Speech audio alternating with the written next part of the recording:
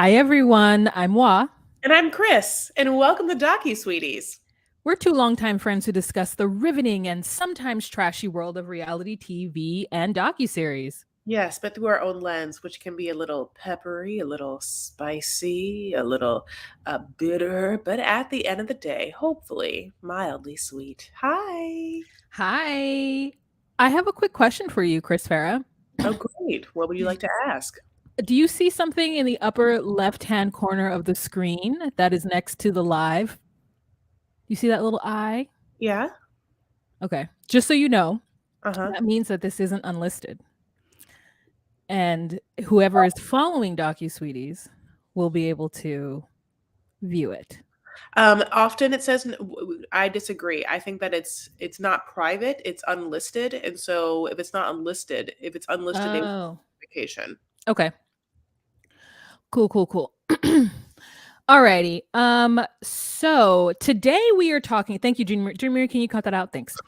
Uh, today we are talking 90 Day Fiancé, Happily Ever After, Season 7, Episode 13, Can't Fight This Moonlight Feeling. No, Can't Oh, Fight This Feeling. no, it's not Moonlight. It's I can't fight this feeling anymore. Oh, it's not Can't Fight the Moonlight deep in the dark. Remember your heart, and you know. Okay, the problem is if it was can't fight this moonlight, You're right. maybe You're right.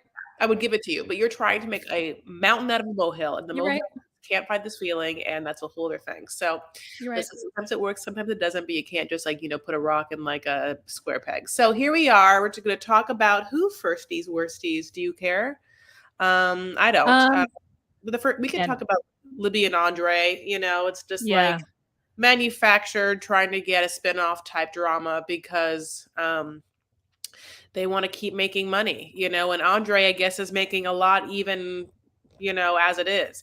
I love when he says how much he made last year as if it's not all in Cameo. I mean, also like $750,000. Yeah. I mean, maybe that explains the gold hardware and that splash black. What is it called? Backsplash. So close, Wa. I was almost there. Maybe it explains that. However, I just felt like it was gauche and very nouveau riche to yell out how much you made last year. Oh, yeah. Um, Oh, yeah. Rich people don't talk about how much money they have. They don't have to, like they did. I mean, truly, it's just like it's so novio reach to just like say your current salary, your yearly salary, as if it was yeah. there you ever made it. Come on. I love the way that Becky and Buki were dressed. Like Becky was definitely just wearing like, oh, this is a casual outfit, but it was like very branded to her culture. See what you did there. Yeah, no, I listen. I think she looked cute. She had like these kind of high waisted, kind of slim fitting jeans. I don't know if they were like skinny or if they were like a little straight legged. I would have liked to see if they were straight legged. That's very in, and obviously skinny's out. So I want to see what Becky was doing. Buki looked like she was just coming out of like a Pilates class. I mean, that was, but she didn't. She hasn't come out of a Pilates class. This is just her. This is like the style for her culture to be roaming about the place in Lululemon. Yeah, absolutely. No, I get it. But here we are. So, basically, Libby and Andre want to go and obviously meet up with Becky and Buki because Becky and Buki and Libby have had issues ever since like the whole Grand Canyon thing, and they decided to announce their second pregnancy on social media before even telling their family, besides their dads, which they just use basically as like PAs for their social media set. I mean, come on. It really isn't a great look. So for Libby or Andre, but I think they think it is. So then they, meet up with them at a place called Sweet Soul, which I guess has like yummy plant-based treats or whatever. And the girls come in there, as Wa said, just like white girl chic. White girl running around mom chic, which is gonna be like when it has to be a chunky knit sweater and like boots, with like tight pants. But in this situation, I guess it really wasn't that hot yet and where they live. And so it was definitely more of that like daytime, listen, I liked Becky jeans. I like Becky's jeans. So if you're sitting here thinking that I'm just like making mercilessly fun of them, no, but we can discern between different, styles as well. Mhm. But yeah, Andre gets there, and obviously, it's gonna be tense. He comes with a certain sort of energy, and very early on, Buki's like, "Oh, I didn't think you were gonna be here. Weird, didn't know they're gonna be here." Like, but look where you are. It Right. does at this point now, though. I would have to agree with Becky and Buki that it does now feel like she is using her husband as like some kind of force field, because it's crazy that they didn't know he was coming and that she just didn't go see her sisters by herself. Like, those are her sisters. I agree. And so they had every right to feel the way that they felt, I thought, because he really had no place there. And then it's like they had this united front. It's one thing to be mad at your sisters because they decided to keep the peace and do whatever they did when, like, hang out with their mom on her birthday and Yeah, talk to their brother, which is like, I can see in the moment you feeling some kind of way about that. But now that it's like been months and you guys shot the next fire by not shot the next bullet, I guess, by not telling them that you were pregnant. Like, it was her reasoning was like, I was just really close to dad and Andre's close to his dad. And so that's why. No, that was like, that was a shitty answer. Yo, What my God, what she absolutely. yeah, what she should have said is, I was really hurt that you guys went to mom's party after I thought we had some kind of alliance, and so I made a petty move and I do apologize for that, and I'm sorry that you feel like it took after, like, Chris, the fact that she just sat there and let the rabble rousing, like, trashy behavior occur, and she just sat there as though like she wasn't hearing this, is wild. She likes, like stirring the pot and having Andre, do the things, because she knows that she's bringing Andre, who's gonna like drive over there and try and I'm going to wipe my ass with their sorries, which sort of reminds me a little bit of the monologue that from the Lady in Blue does in Color Girls Who Considered Suicide with the Rainbow Was Enough. One thing I don't need is any more apologies. And it's like this whole like thing about how sorries and apologies are actual things. Anyway, so it just made me side note theater geeks. Anyway, God bless. So yeah, like once there, I think that it's true. Like her sisters and her should have a magical sister bond. And I think that if you're talking about telling your sisters that you're pregnant, like that's a different thing that should just be like a sacred thing. And so Libby knew that, and she knew what she was getting into the minute she sent the social media post without telling them first. And the truth of the matter is, Andre's the one that then has to be like, look, we're still mad because your followers, they're like, oh, that's why you're mad. Oh, yeah, yeah, yeah. Oh, you're mad because of the Charlie thing. Okay, that's still that. And I get what you're saying. Well, they should have like moved on because like also it's like they're making a baby now, so it's like, why hold on to shit? It's like, if you're gonna be like, oh, your family's so crazy and they're such losers, at the same time, it's just like, be above it and just let them do whatever they want to do then, and just be like chill, like send the group text to all the women and Pamela like, hey, got making another one, tee hee. It's like so easy. There's like emojis for everything. You basically don't even have to type. I want to know what happened to Becky in high school at the lockers, because It's Buki. Jen. Oh no, well, you think that she was the young one then, or do you think that she tried to I help? don't know. I'm Yeah. just saying that's what the reason why when she was like quiet, quiet, quiet, and then she started to scream like a fucking banshee and swiped a cat claw at Andre. She says, well, it just brought up a memory of seeing my sister in the hallway against the lockers, and I just came out. So I hope you understand. And I was like, did you have to beat up a Eastern European high school kid for your sister at the lockers? And how long ago was that? Was that 25 years and then just like 40 years? Like, how long? That woman is older than me, right? I mean, the Botox and the whatever she has in her face that's keeping her looking rather youthful might be deceptive. But like, Becky hasn't been near a locker since like either high school, which was like 25 years ago, or when like at the Pilates studio. You know what I'm saying? So like, what is she talking about? I thought you were gonna. I didn't know where you're gonna say when you said Pilates studio. I was like, realtor school, like. Honey, I do not know, but that was crazy. I like went back because I literally had to rewind and be like, she is looking down at her phone, like barely paying attention, and then just like lashes out, honey, like a, cornered cat. But I mean, yeah, Andre shouldn't be like yelling at any woman. Like he really has to like start to like curb that. I mean, you can't be doing that in public, straight up. And he shouldn't have gotten there anyway. Like this is something that I think that Andre is missing from his whole alpha male thing. Is that alpha males, truly dominant alpha males, don't get themselves mixed up, and I don't care how you think you take what I'm about to say next. This is the truth. Don't get themselves mixed up with women's business. This Libby situation with her sisters, women's business. It's women at this table. No alpha male truly is going to enter and like get in the fray of women's business. You know what I'm saying? He would just, unless someone was yelling at Libby, he would like be like, "We're going home," or I would take you." He would take them out of there. But like, it's not very. I think it doesn't present a man that like truly knows his power to argue in a situation with only women. Why?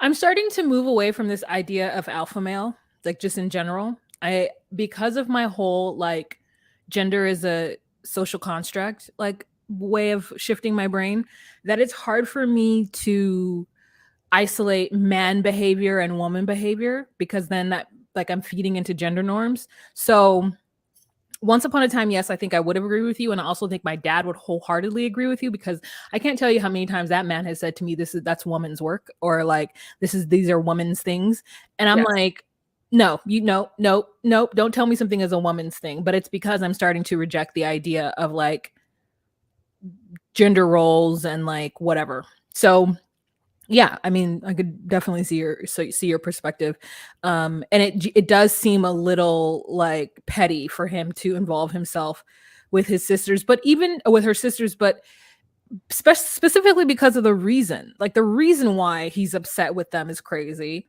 And I mean, Becky has not liked him since he joined the family business 2 seasons ago or whatever. So we know that there's beef there. And when she swiped at him, I was like, wow, ma'am, where do you think this is going? Do you know this man could like literally blow on you and you'd go flying off, and then your weak husband would have to come in and like do something, and it'd be a whole situation. Like women who can't like, I just think it's silly for women to like attack men unless they're being attacked, because you will lose, and then he's gonna get in trouble because you aggressed on him. Well, I think that that would be a win for them. But anyway, yeah, like his way of really attacking them is to throw his wealth, honey, in their face. I made 750 last year, you fucking broke ass.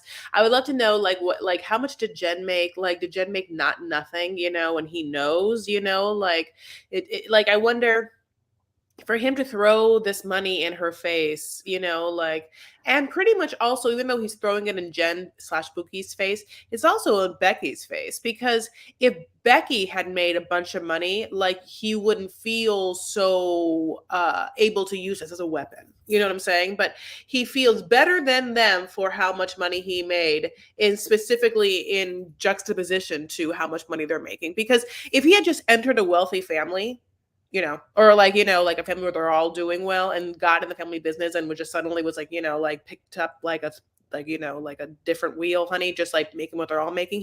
We wouldn't be able to throw it back in their face. Like, I made 750. They'd be like, bitch, I've been making 700, 50,000 a year for years. So it's like great for you, but like I've been saving, you know what I'm saying? But he doesn't. He says this, which, obviously means that they make nothing, which I think is telling. But this is, I feel like for some reason, this moment to me is like Andre signing his name on documents, being like season 2s and 3s of Family de Libby. Here we come. Oh my God, I'm so annoyed with that, because the truth is they're not nearly as interesting as the Family Chantel, and the Family Chantel barely made it to season 4. You know what I'm saying? Like the only reason they're going to get a season 5 is because of this divorce, and I hope they get one. I hope, because I want to see it. However, the Family de Libby, like, what do we care about these people? Like, what do they bring besides But anyways, I don't like the way Andre talks to this family. Yeah. I don't like the way he talks to Pam. I don't like the way he talks to the sisters. He is all out disrespectful, and Libby just sits back and lets it happen. And then after this whole thing, she gets up after the cat swipe. She gets up, and the Becky and Boogie switch places, and Becky tells her how much seeing the announcement, just like any other Joe Blow, was upsetting and hurtful and how hurt she is, and the girl starts to cry, and Libby's like, well, I didn't think it would upset you, and I was like, bullish. You knew that it would upset her, and you knew that it would cause waves, but you wanted to make a declarative statement. And if you really are that naive and or movable to where you have allowed your husband to create this kind of it's us against them mentality, is crazy. Are they really like, well, we're the ones who are on 90 Day Fiance. The only reason that they're even on camera right now is because of us. So like if we stop talking to them, then they're not going to get any airtime. Or like, what are they trying to do? I mean, the reason why the Family Chantel got their own spinoff was because of the kick, right? The kick where Pedro kicked the food all over, and because of Karen, right? Um, so Mother Karen was able to secure the bag in a very odd Kris Jenner way, and Chantel was able to do it too. So I'm just like, what is I just the idea that they're going to be the next family to get their own spinoff upsets me. Yeah, unless we fight against it, fight a fight against the dying of a light. So I don't know where you can do a poll, honey, but I don't know if polls work anymore, truly. Here we are. So after that part, yeah, like Libby and the sisters like bond over the fact that, Becky's crying and they apologize or whatever. And Andre like has to sit there and just like stew in everything he just said. And so that's why at the end of the day, he shouldn't like, he shouldn't even waste his time with like, and when I say woman's work, listen, he in his mind would call himself an alpha male. That's why I'm saying what I'm saying. It's because in his mind, he is those things. So it's like, if you are those things, if you believe those things, if you think you want to be that, if you feel like you are that, straight up, alpha male would waste their breath on a bunch of women arguing with a bunch of women. And I'll say this, it's also, I'm also a professional Bravo watcher who has seen a husband or some dude try and get their nose in the fray of the Real Housewives of whatever city. It's happened in multiple cities and multiple seasons where a man has tried to got in the middle of things and tried to like, tell a woman what to do or, yell at a woman on behalf of his wife. And it never works out. It makes them look like such a pussy, no matter, even if they're on the right, even if they're on the right, you just never talk to a woman like that. You can't. You let your wife do the talking. You know what I'm saying? Like, this is her sister at the end of the day. She's already her dad's favorite. So, like, she doesn't need Andre. She already has Chuck in her corner, Yeah. No, yeah, you're right. I think you're absolutely right. It definitely does diminish his power by having him come in and holler at these women like this. It just looks like from a place of weakness 100%. Yeah. So, Um at the end they apologize to each other, and I think that's it. I don't remember anything else happening. yeah, let's move. Let's move, honey. All right. Let's do Kimbali and Uzman. I have a lot of lot of script notes I wrote in for us.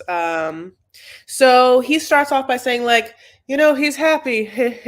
Usman in this episode, Usman, I think at the end of the day, I'm seeing the cracks in his performance. You know what I'm saying? In the Usmans. But here we are. Starts off saying he wants Kimbali to come over and finally spend time in his house, which like they never spend time at his house. They're always at different hotels. And hiccuping, wants her to decorate his house with his awards. And I would like to formally ask the American people what a coronation certificate is. Is this a certificate in which you are now uh, able to crown a king or a queen? I'm looking up right now, okay? Because I never Okay. looked up before. Coronation certificate. Are you now a skilled citizen of Nigeria that's able to crown a beauty pageant? Like, are you an officiant? Are you like what an officiant and a pastor is to a wedding? What someone who is getting a crown, any kind of crown, would need in order for the crown giveth to be official. It was just weird. So we start off with them being in Sokoto, and they are getting in the car and driving back to Abuja. Um, and it's bittersweet because they got mama's they got the whatever they needed to get, Blessing, the approval. blessing, yeah, and the approval. And she's gonna go home soon, Hmm. but they want to spend some time in his home. And when they get there, she goes, "Is anyone else here?" And he's like, "No, it is just us." So I don't know if it's a definitely a step up from where we saw him in his first season. Because you remember his first season, he had roommates and he was sleeping in the same bed with one of them. Yes, yes, yes. And I feel like it was one room and like four dudes. And looked like a Yeah, dorm, honey. Yes. And it was like, but instead of like Captain Heights beds with bunk beds, you wish like at least you had your own like, extra long twin. How do you know they had to share the same bed? Yes. yeah. So Soja Boy, between his probably his cameos and Good for him. new new gigs, he's making more money. He got himself some opulent sofas, and they go in the house, and he's like, makes me very happy to have Kimberly put things up. It makes me feel like women are good at decorating, and so she is a woman, and I would like her decorating skills in my home to help me put up all of my awards. Oh my God. Did you That find out what the coronation certificate is? Yeah, basically it could be anything and you can just like get one online. Okay. Like you can it's like you can have gotten just like a weird piece of paper if you wanted when like the queen was coronated to be like, here's a moment of souvenir. But it's like basically nothing. I mean, unless I have no idea. Unless is something religiously, I don't know. But I mean, maybe I would like to think that if the royal family wanted to call on Usman to crown, Prince Charles, Prince Charles, King that they Charles? could. Yeah. That they could. Oh my God. Like just like Usman comes up, whatever Prince King Charles just like gets down on one knee. He's just like so used to getting people getting down on knees in front of him. He's like, "Are you going to propose?" "Oh no, that's just Kimberly." Ha ha ha. And then he gets his like knife out and he does that like thing on one shoulder, honey, the other thing on the other Oh, you shoulder. mean a sword? You said a knife. A sword. Yeah, big knife. Yeah, that's the sword, a big knife. Yeah. Okay, same thing. So yeah, then he like does thing in the head. He's like, I pronounce you, King of England. Also, my new signal, or my new single, like Baby Girl Kim. I think it'd be funny if he called Baby Girl Kim once, just so that because we would know what it meant, which is that he like loves the word baby girl, and he's like just low on pet names. What it is, it's baby girl Lisa. Then it's Kimbali. So he wouldn't have to put it baby girl Kim because it's already the 3 syllables required. So he's like, Mega denga do for you, Kimbali. Mega do for you, Kimbali. Or it starts off, it's like, hey, amigo ma Kimbali, tampindo ma Kimbali, tintina bamba Kimbali. I want the rights for that when that song gets made. Thanks. So I'm gonna look up and see like what his like last signals are. You talk. so so they start to put things up, and she's like, "Oh, you're gonna have to wield the hammer because I can't." And all of a sudden my brain like peaks up because I'm like, a hammer? I haven't, like, the last time I had a nail and hammer, my dad like chopped me up for trying to poke holes in his wall. So I was like, good for them that they get to use that method. It's the easiest method truly to hang anything up. Can't do it these days. Um, so then at some point she decides that they should get tape because that's going to have this thing stick. What kind of tape? I don't know, maybe double-sided. So she goes into the bedroom to get this double-sided tape, and on her way out she remarks, "I like this room." And we're like, "Oh, good, I'm glad." She comes out and this man is on his knees, and she's like, "What are you doing? Oh my god, what are you doing?" And it's just like her whole entire life has, like, everything that she's gone through for the last 2 years was all worth it for this entire moment right now. And we see it in her face, and she starts to cry, and she hugs him, and she's like, "This is what I've always wanted." And Kim Usman says, "You know what? She proposed to me because she wanted to hold me to an agreement, but she proposed to me, and that's not the right way to do it. And so it's time for me to give her a real diamond ring. A real Hmm. blood diamond is what I heard, but I'm sure he just said real diamond ring." Yeah. And then as they hug and whatnot, this is the part that I was like, he's actually sweet. I like to see little things that couples do for each other, or like little adjustments they might make. And he stands up, he gives her a hug, and he pulls down her shirt. Mm. And I just thought that was so sweet because I'm somebody who these days in my life, I'm always very wanting my shirt to never be riding up and having my giant underwear poking out of my pants, or like have my belly exposed, like whatever. And so I just thought that little moment of him like smoothing out her outfit and pulling down her shirt was just really kind and nice.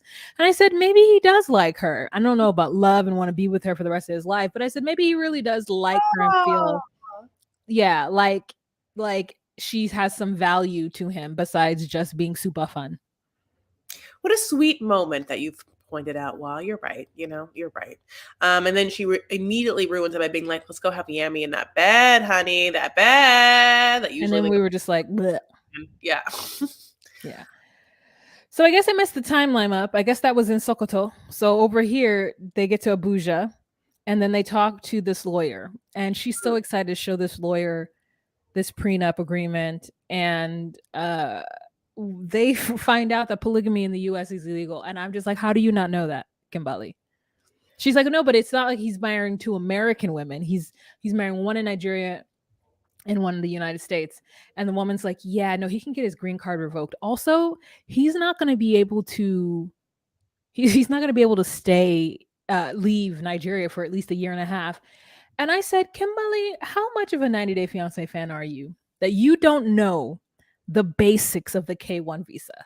Like, I'm not saying we're all experts, but I feel like we kind of are just from watching this show and seeing how people have done things. And the one of the things that you absolutely know is that that person cannot leave until they get either a green card or a permanent resident card or something.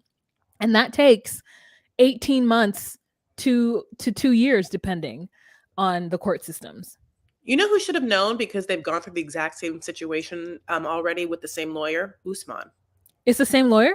Yeah. He was like, it's the same lawyer. Yeah, this is the same lawyer he like was in contact with for baby girl Kim. I'm sorry, baby girl Lisa. And so that's like another funny thing. At one point, Kim's like, so see, then you would come to America on the visa and we would have 90 days and we would have to get married in 90 days. And I was like, are you literally like explaining season one's plot of this show to this man who's been on it 4 billion seasons? You guys are insane. But yeah, go on. He actually got married to Lisa in Nigeria. I don't remember there being a conversation about him getting a second wife in Nigeria with baby girl Lisa. Um, but I don't know what the circumstances were. I think maybe they were going to try for a spousal visa, which is when you already marry them in the other country. So maybe that's the difference. Maybe they didn't go the K1 route for what him and baby girl Lisa.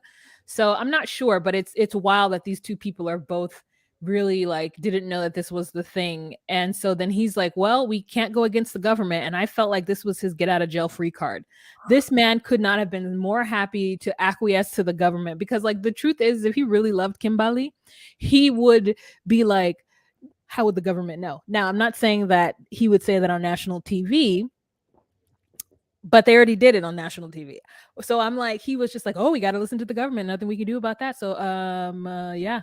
And I'm like, Kimbali, if you know that this man is going to have a whole other wife in Nigeria and the stipulations is that he needs to visit Nigeria 4 times a year, that's a lot of bloody time. People don't take a 25-hour plane ride or, plane situation, travel time, to only stay for a little bit. He's going to stay in Nigeria for a month each time.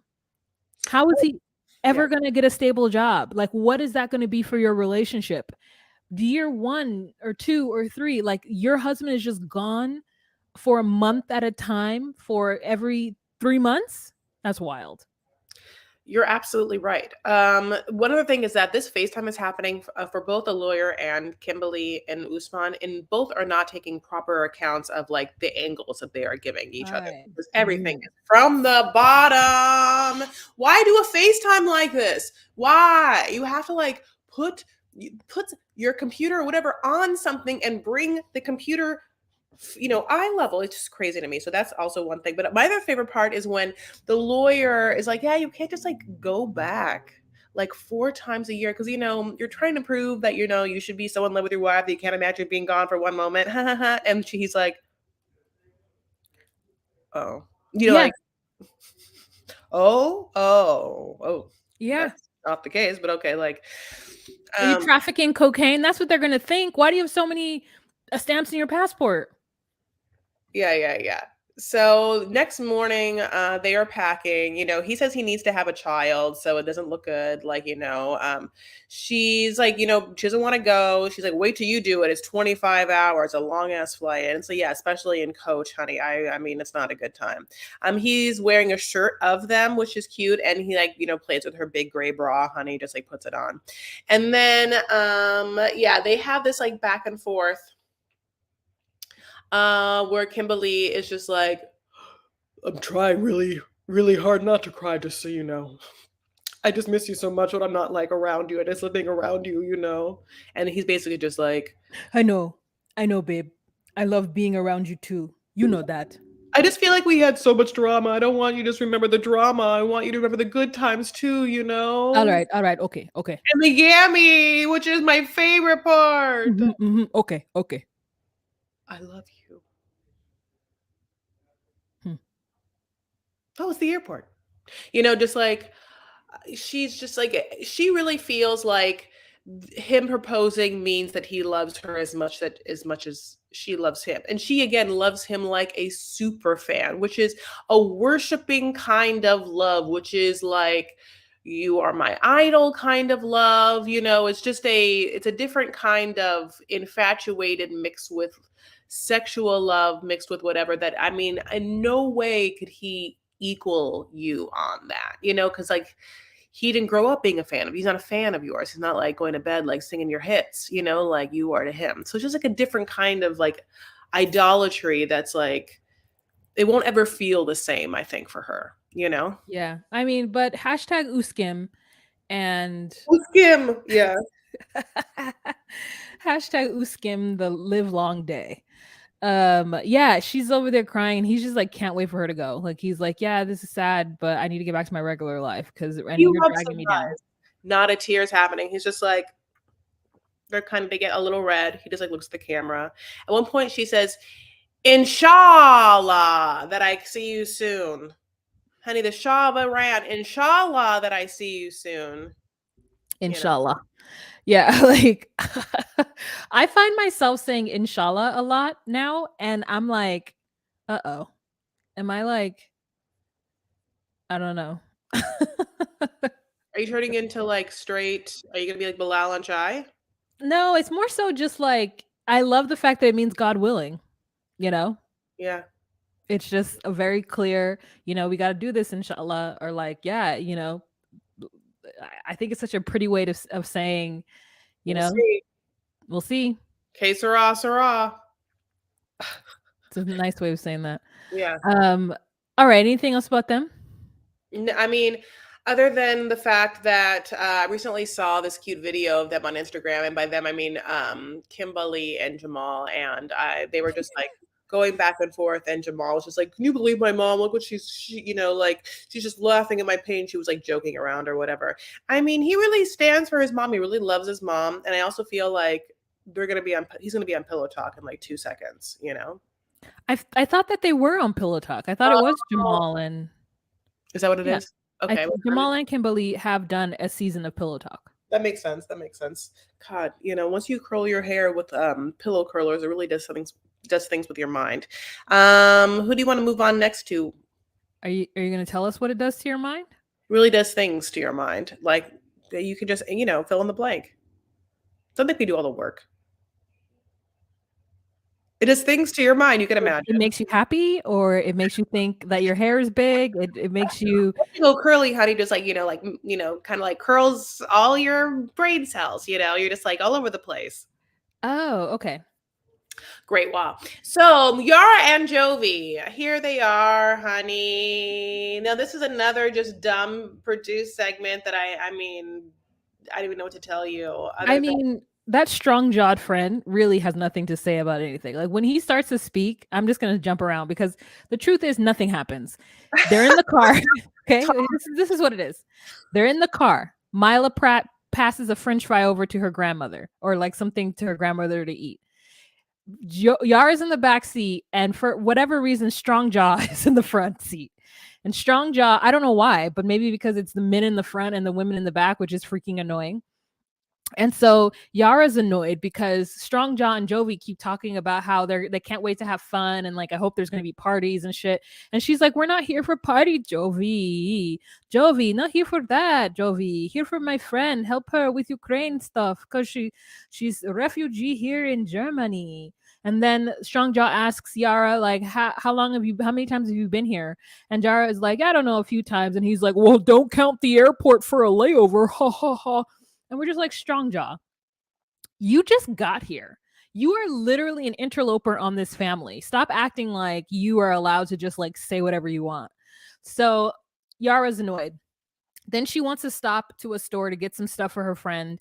And Jovi drops her off and says they're going to go get gas and they'll come back and pick them up. While in the store, she's looking at like sweaters and stuff because she said her friend just had to grab her documents and the clothes that are on her back. And so mother in there says, you know what, you should consider staying here because buying clothes is not enough. Like, we need you boots on ground. You know, I want you to be here with me. Consider staying another month with Mila. And Yara's like, okay.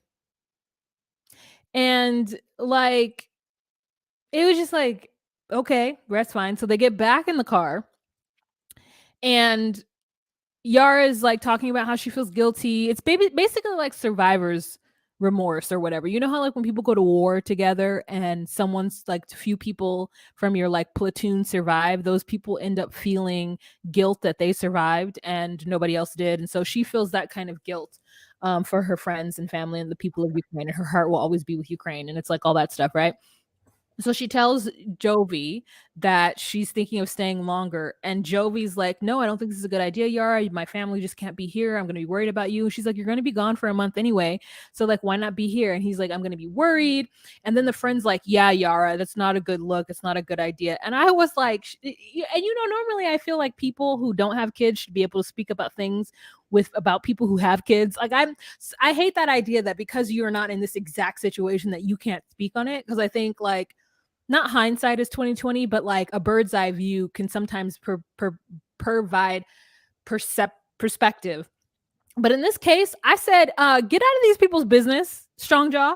Can you please stop? Don't tell Yara that she should, that it's wrong what she's doing. Like, nobody bloody asked you, sir. Chris? Yeah, no, I think that Joey must have been like, Talmadge, best friend Talmadge.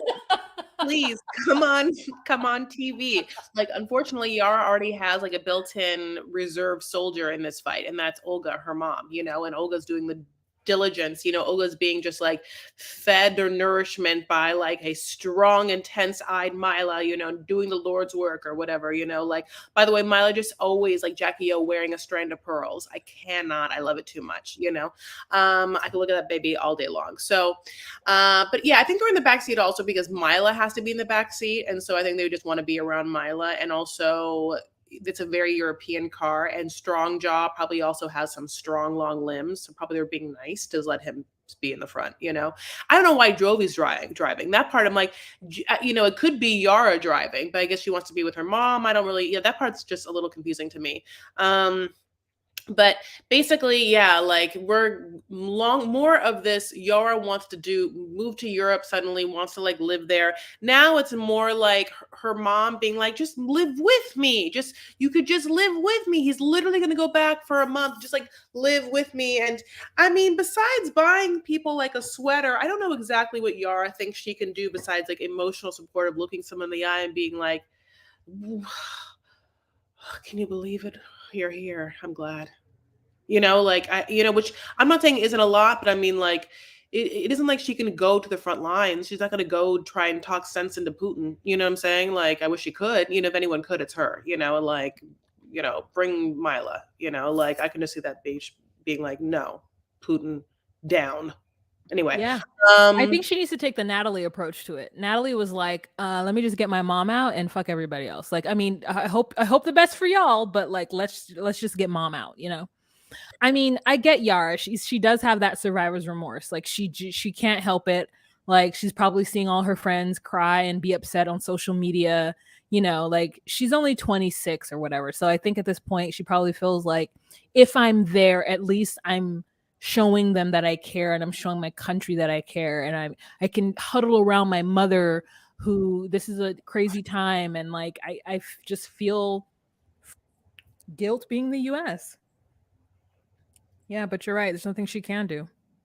So it's like, I think that Jovi then, of course, has to be like, I don't want to worry about you and my child or whatever. I think I just would have rather there have been a lot more active, interesting storylines than this one that is repeated throughout Europe when we're in Europe. Like, oh my God, even give me, I literally would have appreciated a better storyline like, Jovi and Yara go out and then like some dude like tries to like hit on Yara and Jovi gets upset. Like give me that storyline somewhere in Italy or Prague and she has to like, even if it's fake, I don't care. Like even if it's like whatever, like, made it to be a big thing where she has to choose between like a debonair European person, and then Jovi. She like looks over, it's like Jovi, like, whoa, and she's like, what am I doing? Give me like a storyline where like some guy like pulls up on a scooter and is like, Meet Yara, meet. sure? When she's like, Ciao. Yara. God. Hello. I also have car seat in big car for you and baby. I take you. You stay here with me in Europe. See, it would have also been great because that's basically what her like whore friend told her was going to happen in America for her, which is that at some point, some rich American man would come up to her and be like, you, of all people, you, because you, and would just like steal her away, baby and all, from Jovi. Like that's like what she said, especially if she gets breast implants, then it would be like, impossible for that not to happen like soon. That girl's now in prison, God bless. But I would love the storyline to be like, well, that does happen. How do you just it happens in like, Prague. Yeah. She like talks to Jovi any kind of way though. I don't like when she tells him to shut up. I mean, they have been through a lot. Like when I think about it, they had that one baby that didn't carry to full term and she had to go through that by herself. I And then they forgot had that. yeah, then they had Mila. So like they have gone through a lot together and have persevered. But when she's like telling him to shut up in front of his friend and her mom, it just feels like you tell your husband to shut up behind closed doors, man. Because if he were to tell you to shut up, we would be bandying around you 100%. So again, it's the way Andre talks to the people. It's the way Yara sometimes talks to her, and I stan her. But like when I can't deal with just blatant disrespect on any end, and I'm gonna call it out every time. So it doesn't matter that he is disrespectful to her and allows his friend to like intercede when he shouldn't. She also then should not tell him to shut up in front of everybody. And I do think it's annoying though, because he keeps saying like you keep letting your mother influence you. And I want to say, Jovi, do you know that's her mother? That is the womb that carried her. That is the person who has loved her and continues to love her more than you will ever love her.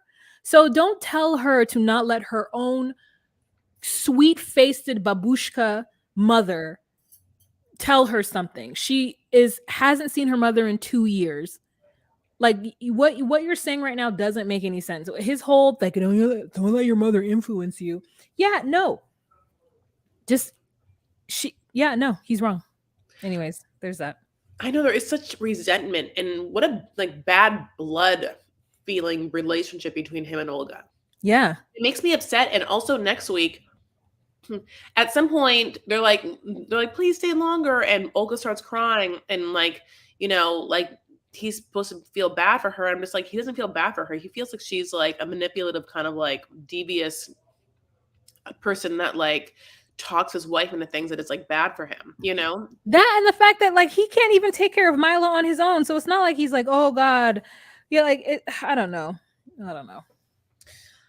I don't know. I just like again. Listen, another thing I would have loved to see. I know she's not in Ukraine or whatever, but I just would love to see a little bit of Yara being fabulous in Europe. Why can't we see her like shopping and being fabulous in Europe? Is it because there's a war happening? Probably. Okay. Great point. Great point. Wow, great point. Okay, fine. But listen, I'm always why there's always a part of me that's like, I just want him to take her shopping, like I just want them to be like happy. I just want to like see them be like, like living in their power and element. I just want I guess there's a lot of manipulative produced storylines that it feels inauthentic. And even if it was not quote unquote negative, but it was still something fun, entertaining happening, I would watch it. That's all I'm saying. Okay. Do you want to movies onsies? Yeah. Our last couple, Shai and Bilal. There was no Jenny and Sumit this episode, so yeah. Okay, so we start out this episode with Shai going shopping with Utris, Mm-hmm. her strong jawed friend, and they're in some kind of like gown store in New York City. Not sure what they're shopping Honey, for. this gown. Can we talk about this gown store for a second? I was like, where'd you guys go, honey? Like, it's just, it is. Listen, it's a gown store where you are going to get. I mean, it's yeah, it's listen, it's just it's like a neighborhood gown store, one of those neighborhood gown stores, you know. Yeah. Um, and I like that idea because I'm like, oh, she could get something and she could easily like zhuzh it up with her style. Like when you're somebody like Shida, and maybe you have a stylist that's getting you to all these outfits that you have going on. But let's say that Shida's style is all her own. She could walk into any store and just like make it work. And I think when you aren't bringing in any money and you are new to the country and you want to go shopping and do what you want to do, you find clever and thrifty ways to do so. I just want to know what they were looking for. She said they were just looking, but I'm like, looking for what? Yeah, Because like there was like the gambit. It was like quinceanera dresses. It looked like there might have been some like sorry situations. It looked like it was like every wedding glamour type of dress you could get for any culture. it specifically looked like they were going to a teal swan talk at like a Marriott because there was a lot of sequin dresses. Call back to something else. Ha ha ha ha ha. No, yeah, so this is a little tangent, but I just found out my body type according to the Kibbe scale. Do you know what I'm talking about, Wa? I mean, I know what kibbe is. I know. As Lebanese people are like, Kid B, mean Kid B. No, there's like this other guy. And in the 80s, he made this like body type for when you like shop, like A how to know. guy? I know it I sounds crazy. immediately hate it. I know. But I did research and it turns out, if you know what I mean, in the comments, you could tell me I'm a soft, dramatic body type. Oh, nice. I know. I'm soft and dramatic. That So is very accurate. Yep. yep. So basically, while they're shopping for sequins gowns or whatever, obviously they talk about what happened last night, which was this like heated, debate slash duel, like in the like Deadwood, Western style between Utris and Bilal. As Utris, Shida's best friend, tries to like get information about Bilal, also ask him some questions and grill him post them already being married, and then also like kind of do a little bit of the work that Shy's not doing, which is like taking him to task and finding out specifics about the things that she wants, which is her yoga business and a child. And I will tell you, at the end of the day, I think that Utris should be a lawyer. Mildly sweet. When you said at the end of the day, that's what it made I me know, think I get of. it. But I think she should be a lawyer. I think the way that she handled this, like, I mean, at first, whatever, but she's like a little aggressive, which is fine. But the way that what she got out of him, which at the end of the day is exactly what you wanted. Okay, go ahead. Sorry. But I mean, I think I love that I love that every time Shida talks to somebody about Bilal and his behavior, that they always and this goes back to Shahida, they always pinpoint the exact thing that Shai finds frustrating about her husband, and she cannot help but agree with the person who is trying to tell her that her husband has certain characteristics that are red flags. So in this instant, the friend says, I do apologize for making it awkward, and I know you don't want your best friend and your husband to fight. However, I did notice that it seems like when he argues is that doesn't he doesn't acknowledge his point in it, and then he ends up turning it around on you to make it seem like it's your fault. Does he do that? And she's like, Ross Clot. You asked me a tricky question there, gal. And I'm like, yeah, you had to say it in the accent because you know that it is true, that you can't just say, yes, he actually does do that to me, because in fact, you are admitting that you are low key with not necessarily, I'm using this in the not strictest of the word, but like these are characteristics that an abuser would use. These are like tactics, I should say. And I'm not saying that Bilal is an abuser, but I'm saying that the fact that when he argues, he can never be wrong or acquiesce or say, I hear where you're coming from, but this is why I think the way that I'm thinking. He makes it seem like I'm right. You don't know what you're talking about. He mansplains and he talks down to her constantly.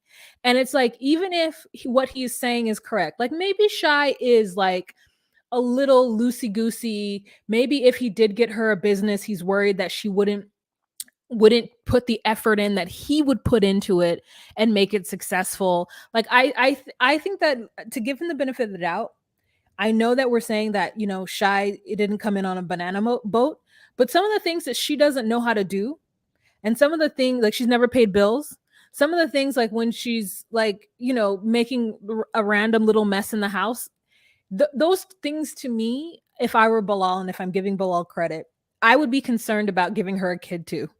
Because I would be like, ma'am, you can't clean up after yourself. So how are you going to clean up after a kid?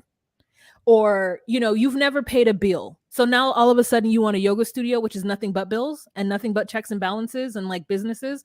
So maybe from his perspective, the way she's going to run her business wouldn't be the way that he would run a business, and he would be frustrated if it wasn't profitable or she wasn't doing everything that she could at each moment. Maybe he feels like, well, you can't have a yoga studio and a baby at the same time. You're not organized to do all that.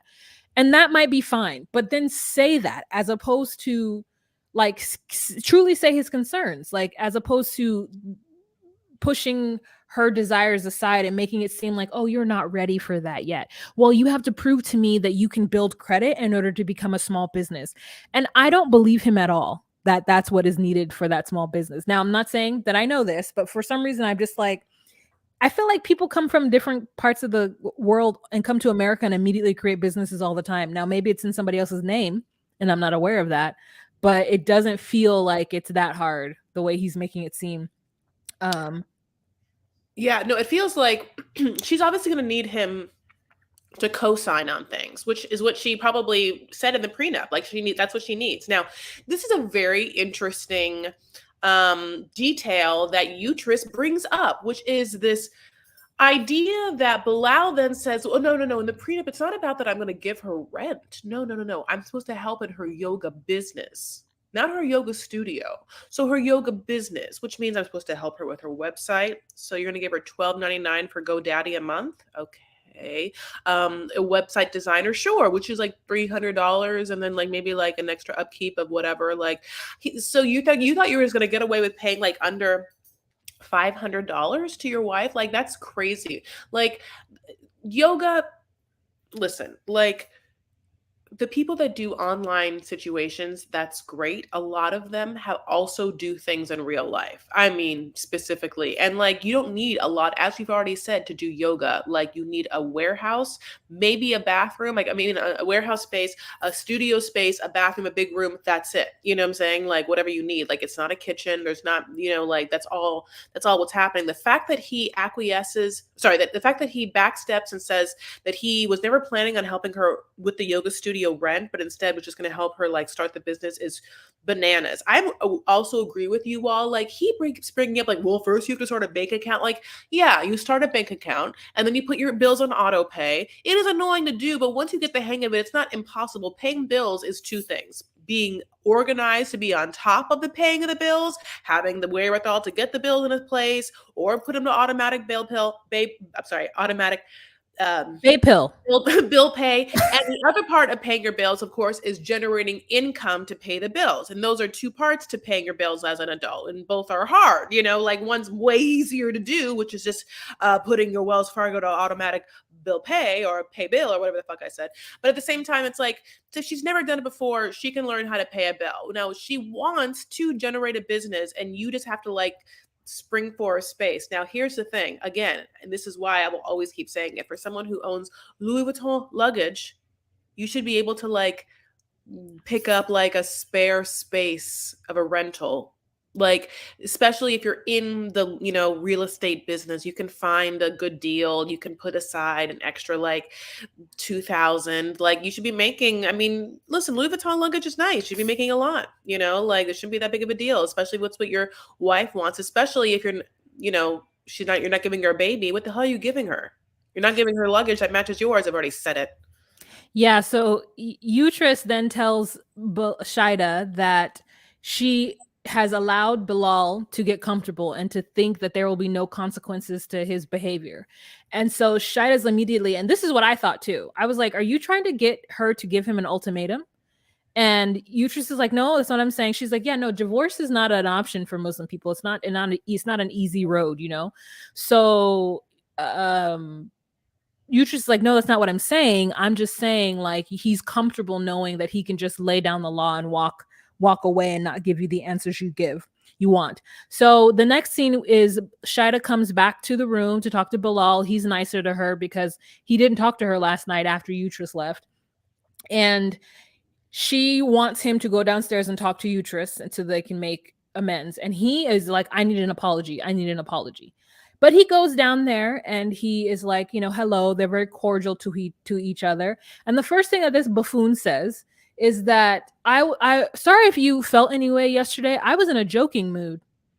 And I said, bitch, no, you weren't. I know. That was not, you just came out here and lied. And Utrus has to just kind of swallow that and just be like, you know, okay. So then Utrus starts to, you know, basically say, listen, can I ask you some questions because we're on a TV show and this is what I'm here to do? Mm-hmm. Is I want to ask you about the yoga studio. And that's when he says the tricky language that he uses, which is very deceptive to your own wife and not some random person who you want to start a business with, just as Chris said. He's like, oh, I never said I was going to start her studio. I said I was going to help her with her business, which is helping her with marketing and a website and stuff. I never said I would give her any capital on it. I never said that I would spring for the space. And so Utrus is like, oh, hell. Okay. So now Utrus has to tell her friend this. Then the next thing is about having the baby. And she's like, you know, she's not going to be able to have kids, only 5% in 3 years. And he said, I didn't say we would wait 3 years. I said that we would Jean Marie, cut this out. I'm sorry, I just got like distracted because Chris dropped. So those of you who are watching on Patreon, I don't know where Chris went. She'll be back. Okay. All right, Jean Marie, I'm ready. So okay, they start talking about the baby, and he says we're not going to do it for we're not going to wait 3 years. What we're going to end up doing is, you know, maybe in 2.5. And I'm like, girl, that's still the same as 3 years. He's like, yeah, we'll get started then, and but if she gets pregnant, inshallah, I'm happy. You know, everything will be fine, and you know, I'm not going to be upset. But having a baby right now is a lot. Right. And so it's just I mean, it's just really, really crazy the way he changes the whole scenario around. And then he's in the camera and he's like, wow, I didn't expect Shida to tell her best friend details of our wedding or of our marriage. And I said, oh, you mean the details of your marriage that it's on national TV? So Yeah. You don't know you're on a show? You don't know that you're on a reality show and now thousands, if not millions of people know everything about your life, and it's just like maybe in the moment you're like, I would like for no one to know. You didn't think she was going to tell her sister, her best friend, her mother about everything. Do you not have any friends? That's what girls do. A, you're absolutely right. B, she also knows a bunch more than you think she does. C, like she knows like what your whole D looks like. You know what I'm saying? Girls tell girls things, you know? Yeah. And you're right. While like everything that Utrus is saying to him is like things that happened last season, you know, like Utrus came in, like I kind of like said, like a little lawyer, almost like a little lawyer on behalf of Shy that was just like, got him to be super specific about things and like put his balls to the fire. It was very interesting, you know, like, and he, really couldn't he really couldn't say anything back to her, or even just like he couldn't maintain his power around her. He ended up obviously giving her exactly what she wanted, which was exact specific answers that she can go back to Shy and be like, this is what he said, and also a solution, which is what she said at the very end of this, which is like basically and also, by the way, he says to Uterus at this point, well, I've always said this. I've always wanted more children. And we were like, well, you said that? I'm like, what? You've always been saying that? That's what you say? Never heard that before my whole, I was like, who is this person? That's why I was like, that was like, Nutrus has power. So listen, the first scene, I thought she was a little like antsy and a little like anxious ridden, but I think maybe at the same time, maybe that's just her energy, but she gets things done. And I mean, like she came out like a saint in this one. So. Except for she did make that comment that the girl could just get off of birth control and then oops, have a baby. Now, Yeah. I don't think that's controversial because They're married. they're married and they have enough money. And he And just said he already has kids. So like, but there could be some folk out there who feel like that's like stealthing or whatever. Like that's like, kind of being dishonest with your partner when you shouldn't do something like that. And I'm trying to think of it as something equal as a man pretending to put on a condom and not. But I'm like, they're married. She wants a kid, and the only reason why she isn't pregnant is because you are using a condom or whatever. Like, I, I don't know. Like, y'all aren't poor. This is not your first child and you're worried about not being a good dad. Like, just because you don't want a child when you know that this is what this woman has wanted the entire time, and then you say if she accidentally gets pregnant, you'd be fine with it, then my thing is, and then let's accidentally get pregnant. Oh, yeah, absolutely. Because also, at the end of the day, if he truly didn't want to get pregnant, he would be using condoms. But he's made a decision. A, condoms are not fun. And also, B, I also don't have to do anything and let her do everything, even though she's the one that wants a child. How easy for him. Well, sometimes you can't just have your cake and eat it fucking too. All right, you guys. That's the end of this episode. Susie's Cakes, Susie's Red Velvet Cakes. Not a sponsor for the show, but if we could For the get Jersey Shore. Not a sponsor for the Jersey Shore, but a sponsor yeah. for DocuSweeties. No, we wish, honey, but we would insert their ad right here and just make millions. Would we? Yeah. I don't know what they are. I don't know what it is. Susie, but they would have to pay us millions before we would have to demand the millions before we put the ad on. Why? Because you don't get money from ads. I'd be like, if they sponsored the video, then we would have a conversation with them prior to about how much it would cost for them to put their ad in our podcast. Great. What fun conversations for people to listen to. Okay, we'll figure it out, guys. But here, that has been the whole episode of this beautiful episode of 90 Day Fiancé, Happily Ever After, or are they? I'm not quite sure. Obviously, we don't talk about certain couples that are just horrible to talk about, but we talk about the fact that we don't talk about them every episode. Well, gets very happy about that. As you know, if you are a Patreon, we had a very fun road trip last week as we traversed the American Western frontier to see the beauty of America. Also, what? Also be mildly terrified because we're driving through sundown towns. So, I mean, not mildly, like I literally was scared the entire time. So there's my experience. I didn't realize I was until like, wow. Lots of stress. But yeah, there's footage. Are you going to put that footage together you took? I know I was supposed to. I'm thinking I still have to do it. Okay. Well, it might not happen. It will happen. Okay.